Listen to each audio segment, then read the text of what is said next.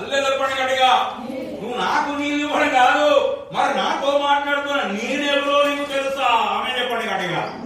కొన్నిసార్లు మనం కూడా యేసు ప్రభువును అంగీకరించినట్టే ఉంటాం, కానీ తెరనట్టే ఉంటాం మనం. హల్లెలూయా చెప్పండి గట్టిగా. ఇక్కడ స్త్రీ అదే అంటుంది ఇక్కడ.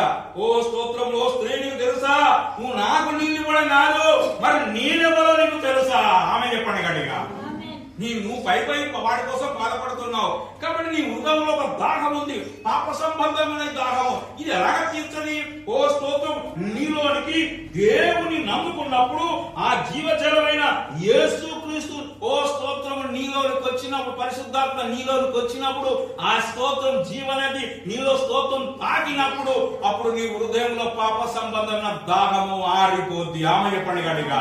అక్కడ ఇంకో మాట ఉంది, నాకు ఇంకెప్పుడు చదువుకున్నావు చదువుతూ మనకు అర్థమైనా.